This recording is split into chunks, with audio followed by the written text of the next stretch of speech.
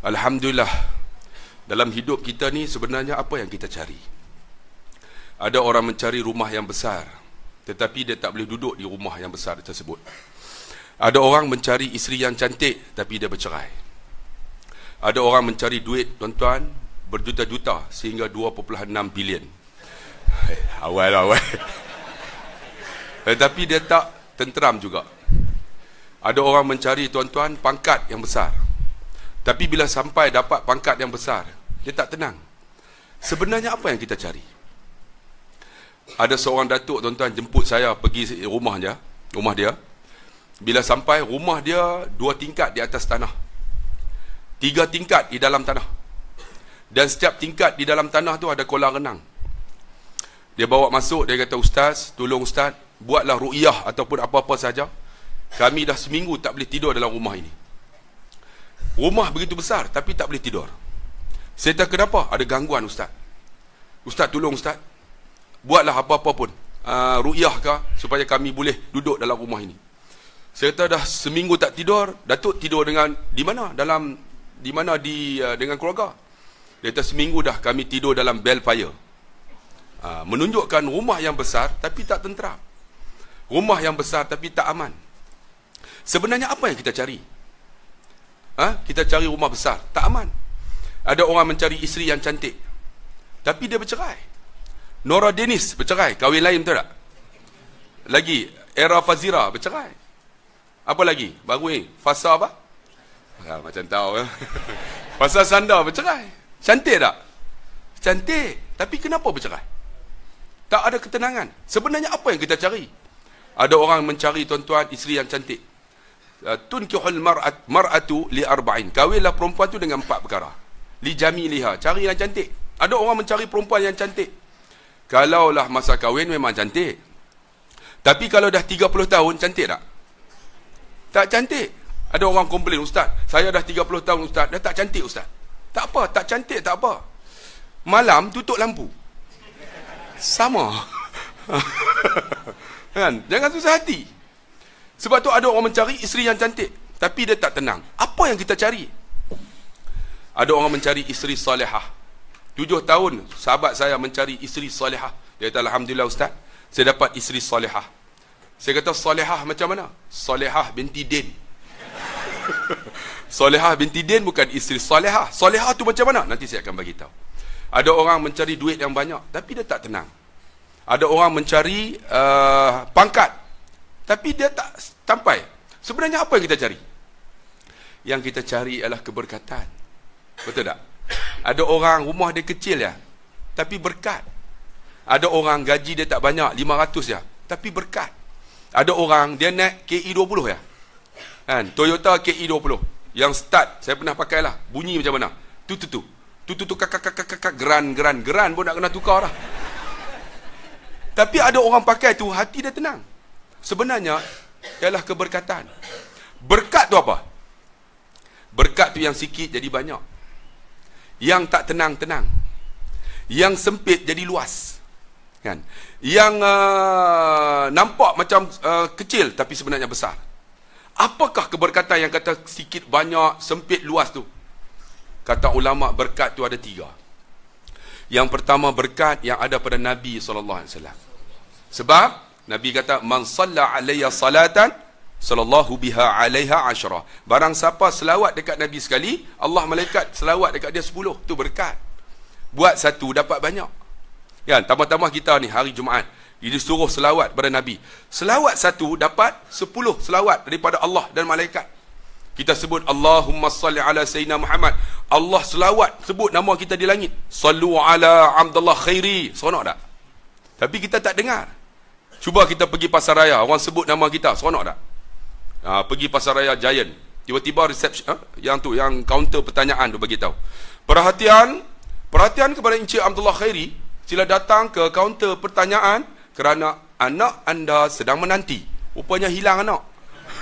Kita sebut nama. Tu orang sebut nama kita di pasar raya pun seronok. Tambahlah Allah malaikat sebut nama kita di langit. Macam mana? Kita selawat dekat Nabi. Selawat satu dapat 10. Sebab tu tuan-tuan, bila kata selawat pada Nabi ni, kita sayang Nabi berbeza dengan para sahabat. Sahabat sayang Nabi, bukan macam kita. Kita sayang Nabi ketika hari Jumaat. Bila khatib kata, innallaha wa malaikatahu yusalluna 'alan nabi, barulah kita selawat. Para sahabat sayang Nabi berbeza dengan kita. Ada seorang sahabat nama Abu Ayyub Al-Ansari. Abu Ayyub ni ketika Nabi hijrah, saya cerita dalam YouTube, dia berdoa, ya Allah, bagilah Nabi duduk di rumahku, ya Allah. Tiba-tiba Nabi sampai, semua sahabat pergi offer, ya Rasulullah, duduklah rumah aku. Lalu Nabi kata, di mana unta aku berhenti, di situlah tempat kediamanku. Tiba-tiba unta Nabi berjalan, tuan-tuan, seperti mana doa Abu Ayyub, berhenti depan rumah Abu Ayyub. Abu Ayyub seronok, ya Rasulullah, ini rumahku, ya Rasulullah. Masuklah, rumah aku ni 2 tingkat, ya Rasulullah. Oleh kerana engkau tetamu aku, kau duduk di atas, ya Rasulullah. Aku duduk di bawah. Nabi kata, kalau aku duduk di atas, aku mengganggu engkau. Engkau ada isteri, ada anak. Macam inilah, aku duduk di bawah, engkau duduk di atas. Lalu Abu Ayyub duduk di atas, Nabi duduk di bawah. Rumah Abu Ayyub disusun dengan pelepah tamar. Abu Ayyub naik masa tu sejuk. Sejuk di Madinah, tuan-tuan. Bulan 12 baru ni, sampai 11 darjah Celsius. Memang sejuk. Siapa yang pergi Ramadan, panas di Madinah 55. Panas sungguh. Jadi bila sejuk, Abu Ayyub naik, tiba-tiba dia nak tidur, dia tersepak satu gelas yang ada air. Dia takut gelas tu kena, air tu kena Nabi, dia cari kain, tiba-tiba dapat, dia pun lap. Bila lap, tuan-tuan, rupanya kain itu ialah kain selimut dia. Jadi malam tu dia sejuk, menggigil dia. Dia cari kain tak ada, dia ambil kain yang basah, dia selimut. Lagi menggigil, menggeletar dia. Tiba-tiba Abdullah Ibnu Maktum azan, dia bangun. Ketika Bilal azan, dia turun. Nabi jumpa. Wahai Abu Ayyub, kenapa menggigil? Ya Rasulullah, semalam aku nak tidur, tiba-tiba aku tersepak gelas yang ada air. Aku takut air tu kena kamu. Aku lap, rupanya kain itu kain selimut aku. Maafkan aku ya Rasulullah. Tak apa. Nabi kata, aku menyusahkan engkau. Aku tetamu, sepatutnya aku duduk di atas lah. Aku menumpang. Jadi Nabi pun, mulai hari ini aku duduk di atas, engkau duduk di bawah. Maka Nabi duduk di atas. Ketika Nabi duduk di atas, suasana panas.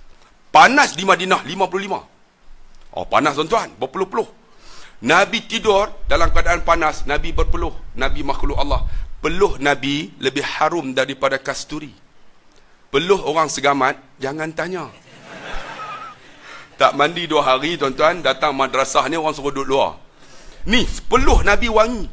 Air kencing Nabi wangi. Najis Nabi wangi. Pernah Sayyidatina Aisyah, Nabi masuk, Sayyidatina Aisyah masuk. Wangi najis Nabi. Allah, tuan-tuan. Bila Nabi tidur berpeluh, peluh Nabi, tuan-tuan, menitis celah-celah pelepah tamar yang disusun jatuh ke bawah. Jatuh di atas muka Abu Ayyub.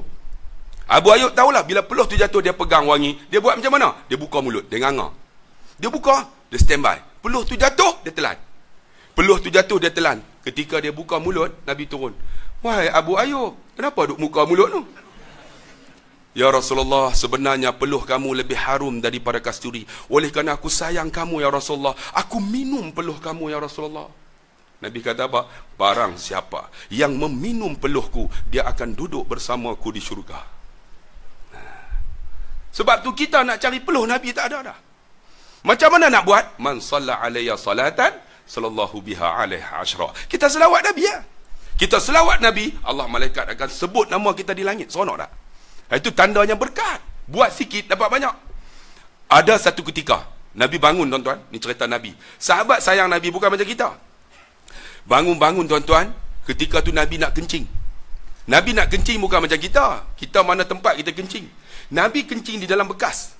Kalau tuan-tuan tengok dalam riwayat, Nabi kencing dalam satu bekas, Nabi letak tepi. Bila letak tepi, Nabi sambung dengan solat. Kemudian Nabi tidur sekejap. Ketika tidur, bangun Ummu Aiman. Ummu Aiman bangun-bangun, dahaga. Cari air tak ada. Tengok-tengok ada bekas, ada air. Dia pun ambil minum.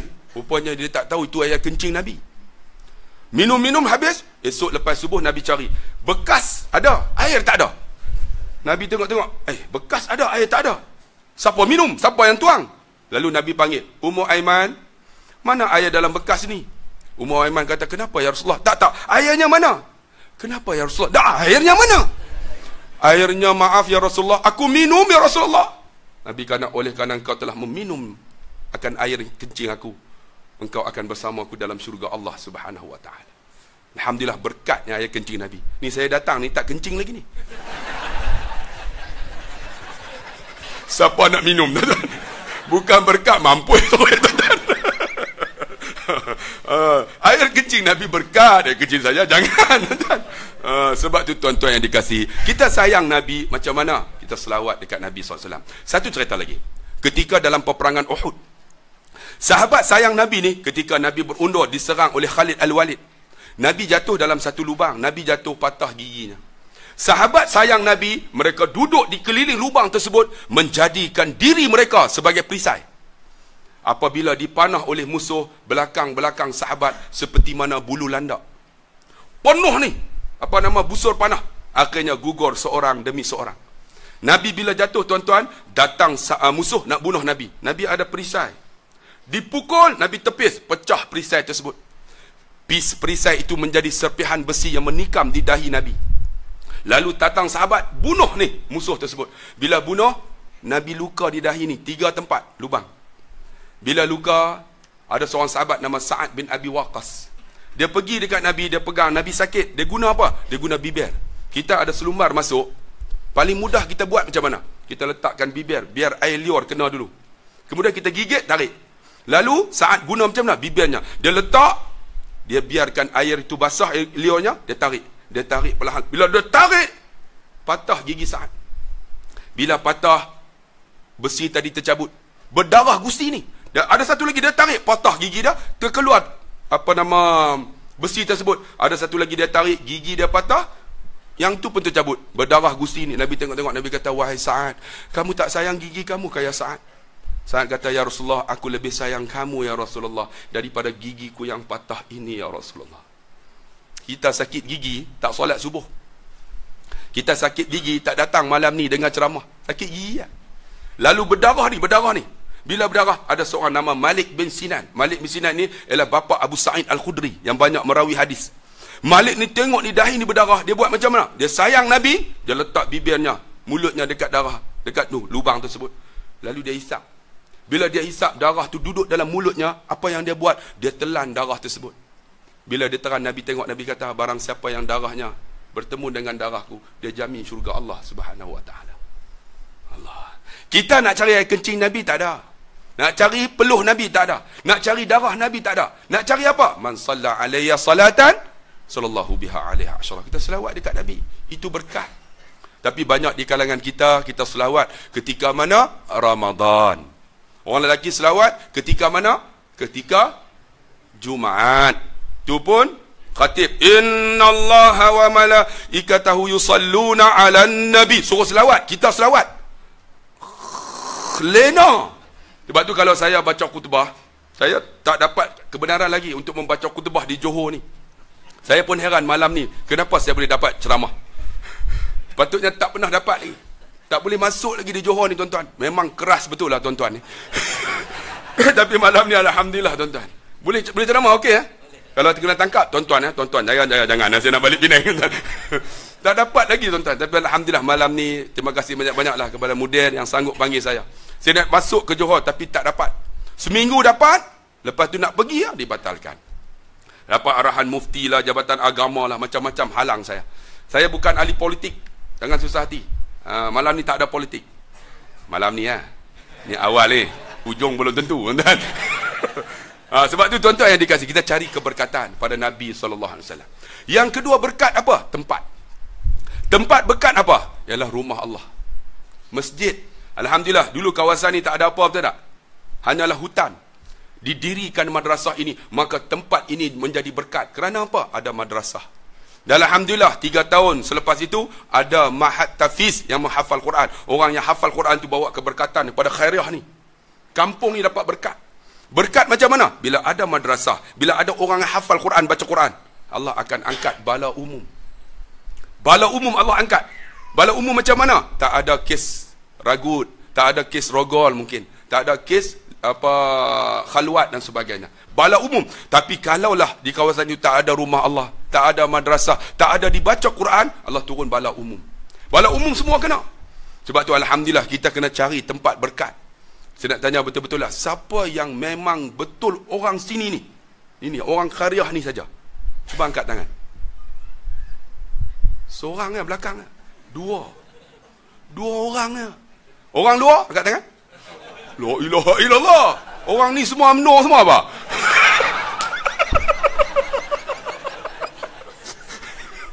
Tak ada sokongan, tuan-tuan. 2 orang yang datang. Ya Allah, jenuh lah ustaz, jenuh tarbiyah ustaz. Tak apalah tuan-tuan. Berkat tu semua dapat kan? Sebab tu tempat ni berkat. Tempat berkat macam mana? Kalau boleh tuan-tuan, kita dirilah sekolah. Saya ada sekolah. Sekolah saya Ma'had Tahfiz Asy-Syafi'i, ataupun lebih dikenali dengan Paksi. Kalau boleh tuan-tuan, pergilah ziarah di Ma'had Tahfiz saya. Ma'had Tahfiz saya ada kolam renang. Bukan saja kolam renang, ada chalet, ada gelanggang badminton, 4 gelanggang badminton, ada gelanggang futsal, ada kafe, ada tempat archery memanah, ada kuda. Pergi kita buat twin. Tukar-tukar. Ma'had Tahfiz sana datang sini sekejap, sana tukar sekejap. Pergi tengok bagaimana baru ni kita jadi johan badminton seluruh Malaysia. Pakai baju Ma'had Tahfiz. Dia orang kata, apa Ma'had Tahfiz? Tengok-tengok main macam Ling Chong Wei. Kalah dia orang. Baru ni kita masukkan umur 15 tahun, lawan di antara guru-guru Melayu. Dia orang dapat tempat ketiga. Umur 15 tahun, kalah cikgu. Dia orang hafal Quran, dia orang main sukan, minat sukan. Sebab tu alhamdulillah, dulu kawasan tu tuan-tuan, dia orang tak suka kat saya. Tanah ayah saya wakaf 2 ekar. Saya buat Ma'had Tahfiz. Buat ceramah tuan-tuan, dia orang letak kawat berduri. Buat ceramah, orang datang puluhan ribu. Tiba-tiba dia orang report polis. Polis datang. Ustaz, duduk di belakang, pentas. Buat macam ni. Maksud dia berhenti lah. Buat macam ni, maksud dia payung. Saya buat macam ni. Hujan tak turun, saya kata. Polis tu bengang. Dia kata, apa? Tembak, dia kata. Dia kata, tak takut. Akhirnya ceramah, kutipan derma malam tu dapat 36,000. Satu rantai emas 16,000. Akhirnya orang kampung benci kat saya lagi. Saya buat dewan. Dia orang kata macam-macam kat saya. Alhamdulillah, masuk pelajar-pelajar 50 orang. Kita musuh dengan orang, kita jangan. Orang musuh dengan kita jangan musuh dengan orang. Saya buat macam mana? Dia orang benci saya, dia orang sekat saya, dia orang bubuh batu, dia orang buat macam-macam, bubuh kawat berduri. Bila keluarga mereka mati, saya hantar pelajar-pelajar Ma'had Tahfiz saya baca Quran pada hari yang dia mati sampai hari ke bumi. Akhirnya orang tengok, Ma'had Tahfiz ni tak perlu bayaran. Sembahyang kami sembahyang, mandi kami mandi kalau lelaki. Akhirnya mula dia orang baik. Akhirnya alhamdulillah sekarang ni tuan-tuan, dia orang baik dengan kita. Dia orang musuh dengan kita, kita jangan musuh dengan dia orang. Tapi alhamdulillah sekarang baik dengan kita. Dan ada seorang anak muda benci saya. Kalau saya bawa kereta, dia ludah saya. Saya tak kisah, ludahlah macam mana pun. Satu hari bapak dia duduk ICU, datang cari saya. Dia orang cari ustaz, betul tak? Dia orang tak cari JKK. Dia cari ustaz. Assalamualaikum ustaz, bapak saya ni nazak ustaz, boleh tak tengok? Sedangkan dia bila saya bawa kereta, dia ludah saya, dia benci saya. Saya pergi tengok, saya tahu orang yang sakarat ni, saat dia kita tahu. Bila kita tengok tu, saya pun pegang kaki dia. Pegang, saya kata, bapak ni tak ada harapan dah. Kalau boleh, tanya doktor yang Islam. Mungkin doktor ni bagi tahu, mungkin kita kena bawa balik. Jangan tanya doktor Cina. Dia pun tanya doktor Islam, doktor ni kata tak ada harapan, kalau boleh bawa balik. Jadi bawa baliklah. Bawa balik, saya hantar pelajar saya baca Quran. Setiap 3 jam diganti. 3 jam. Dia orang baca 2 hari, 3 hari, 4 hari, 7 hari. Datang jumpa saya, ustaz, tak mati-mati pula ustaz. Tak mati-mati. Saya pun pening lah, tak mati pula. Tapi hari ke-8 meninggal. Bila meninggal, kami mandikan jenazahnya, kami sembahyang jenazahnya, kami masukkan dia dalam kubur, kami baca talqin. Alhamdulillah, sekarang pelajar, orang yang benci anak muda ini, selalu datang ke tempat saya setiap hari Sabtu untuk belajar Al-Quran. Orang benci kita, jangan kita benci dia. Allahu Akbar. Sebab kita nak tempat itu berkat. Alhamdulillah, tempat berkat apa? Rumah Allah. Sebab itulah bila kita masuk, ingat tak? Kita baca doa apa? Allahumma ghfir li zambi waftah li abwaaba rahmatik. Ya Allah, ampunlah dosa-dosaku dan bukalah pintu rahmat untuk aku. Tapi bila kita keluar, kita baca apa? Allahumma inni as'aluka min fadlik. Minta keberkatan. Sebab tu tempat berkat selalulah datang rumah Allah. Tuan-tuan, hidup kalau tak datang rumah Allah, tak berkat. Masjid selalu pergi, kakak-kakak, makcik-makcik. Pergi, bawa isteri sekali. Macam malam ni saya nak tanya, siapa yang datang dengan isteri dia? Cuba angkat tangan. Alhamdulillah ramai. Siapa yang datang dengan suami dia? Tak angkat. Kakak datang dengan isteri mana ni? Isteri lain mah. Angkat 2 orang ya, lelaki angkat ramai. Tapi saya nak bagi tahu, bawa isteri kita ke rumah Allah, dia akan berkat. Bila berkat, bila kita bangun nanti isteri itu jadi berkat, dia akan kejut kita subuh. Betul tak? Saya nak tanya, bila bangun subuh siapa bangun dulu? Saya nak tanya, isteri ke suami? Isteri, nampak isteri kata. Saya tanya suami pula, suami ke isteri? Suami. Yang mana bangun ni? Atau dua-dua tak bangun? Tak apa, bangun. Isteri bangun dulu. Isteri kejut kita. Bang, bangun bang. Tak nak bangun lah. Abang tak bangun. Abang tidur, dia tarik ke selimut. Selimut abang ni macam kulit babi. Kulit babi bang. Kalau kulit khinzir tak apa ni. Khinzir tak apa. Ni kulit babi. Babi bangun oh. Babi oh. Babi bangun. Tapi kalau isteri tak solehah, siapa bangun? Suami bangun. Isteri tidur. Yang, bangun yang. Dia pun, bangun apa? Subuh. Dia tarik ke selimut. Tarik. Ni. Kulit babi. Dia kata apa? Babi pun babi lah. Sebab isteri tak salihah. Sebab tu tuan-tuan, keberkatan, bawa isteri kita, keluarga kita, rumah Allah. Sebab dia berkat. Berkat macam mana? Tak percaya malam ni tuan-tuan balik tenang tak? Kalau tak tenang, tuan-tuan something wrong. Cari rumah Allah. Alhamdulillah ada madrasah macam ni. Dibuat untuk warga emas. Saya diberitahu oleh ustaz. Bulan 2011 warga emas. Berapa orang yang ada ustaz? Sekarang ni warga emas. Ramai dah? Sekarang ni. Ramai? 30 orang, alhamdulillah. Siapa yang warga emas tu yang duduk sini? Oh, alhamdulillah. Ada suami tak? Tak ada. Oh, tak ada. Siapa yang suami dia tak ada isteri? Tak ada isteri. Siapa dah? Ada tak? Yang tak ada isteri? Boleh lah. Makcik gelak. Apa salahnya makcik ya? Jangan takut, tak mau. Oh, kahwin makcik. Sebab makcik akan bangun bukan suami yang terakhir, dengan suami mana paling soleh.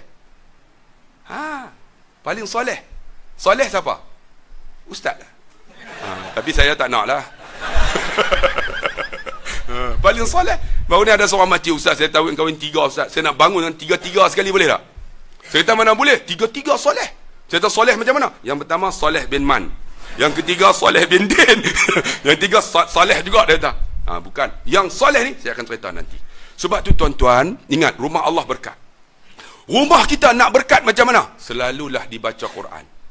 Quran yang nak dibaca apa? Bacalah suratul Mulk. Wahia mani'atun min azabil qabr. Sesiapa yang membaca suratul Mulk, Allah jauh daripada azab kubur. Siapa yang pergi ke Penang, tuan-tuan tanyalah Tuan Guru Haji Ahmad Tuan Husin. Tuan Guru Haji Ahmad Tuan Husin ni ialah orang yang mati ketika solat subuh. Dia bangun pagi Jumaat, Allahu Akbar, jatuh. Isteri dia pergi pegang. Dia kata jangan pegang. Dia kata aku nak mati dah. Isteri dia kata bang, jangan kata macam tu. Jangan kau pegang. Dia kata kalau pegang aku batal air wuduk. Aku tak nak mati tak ada wuduk. Akhirnya dia mati ketika nak solat subuh. Dia mati dalam wuduk pagi Jumaat. Namanya Tuan Guru Haji Ahmad Tuan Husin. Biras dia tuan-tuan, Tuan Haji Muhsin. Haji Muhsin ni dikebumikan 20 tahun. Ketika 20 tahun, kami kubur yang sama digali untuk kebumi generasi berikutnya. Tiba-tiba gali tuan-tuan, jumpa mayat Tuan Guru Haji Muhsin. Biras kepada Haji Ahmad Tuan Husin. Masih elok jasadnya. Termasuk dengan kain kapan dia tak reput. Termasuk dengan bantalnya. Bila dijumpa, lalu ditanya kepada anaknya. Anaknya bagi tahu, bapa dia selalu membaca suratul Mulk. Mayat yang masih elok, termasuk kain kapan dan bantalnya. Sebab tu nak berkat rumah kita, selalulah baca Quran, di antaranya suratul Mulk. Selain daripada itu, baca apa? Bacalah ayat yang 10 surah Al-Kahfi. Ini kena baca tuan-tuan. Lagi apa? Bacalah ayat yang terakhir surah Kahfi. Innal ladzina amanu wa amilus solihati kanat lahum jannatul firdausi nuzula. Sampai habis. Yang ni siapa yang nak bangun solat tahajud, kadang-kadang tak jaga. Tuan-tuan baca ayat ni. Kemudian tuan-tuan niat, ya Allah bangunkan aku 4:30 ya Allah. Akan bangun. Dikejutkan malaikat. Siapa yang buat dia tahulah. Macam kita sembahyang lah. Orang yang tak sembahyang dia tak tahu nikmat sembahyang. Tapi orang yang pernah sembahyang dia akan rasa nikmat sembahyang. Macam mana? Kalau tuan-tuan pergi rumah orang, Tengok-tengok waktu maghrib, Allahu Akbar, Allahu Akbar. Kita rasa macam mana? Tiba-tiba tuan rumah tu tengok TV, buat tak tahu ya. Kita rasa macam mana? Ya Allah. Nak bagi tahu nampak macam alim. Macam mana ni kan? Nampak macam alim sangat. Jadi kita pun, abang, tandas ada tak? Kita pergi tandas, kita sembahyang mana-mana tempat, menunjukkan kita ada kemanisan sembahyang. Tapi kalau kita buat tak tahu je, tak apalah, balik qada. Something wrong dengan iman kita. Sebab tu tuan-tuan, ibadat ni nak tahu nikmat, kena buat. Macam tu sembahyang. Orang yang buat, dia akan rasa nikmat. Macamlah kita makan buah pauh, buah mempelam. Tuan-tuan pernah makan tak? Adik pernah makan tak? Buah mempelam. Kita ambil buah pelam tu kan? Buah pelam telur. Kita kupas. Bila dah kupas, nampak isi putih macam ni kan? Kita potong. Potong tu belah 6. Bila dah belah, kita ambil kuah rojak Mak B. Kita ambil satu potong. Kita cicah. Cicah tu. Kemudian ambil, letak di mulut. Meleleh helio dia nampak. Kenapa analogi ni dia meleleh helio? Saya baru cerita. Sebab dia pernah makan. Macam tu ibadah. Orang yang pernah buat, nak cerita tak reti, dia kena buat. Sebab tu tuan-tuan, nak berkat rumah kita, Quran kena dibaca. Nabi kata, sesiapa yang rumahnya tidak dibaca Quran, rumahnya seperti mana kubur.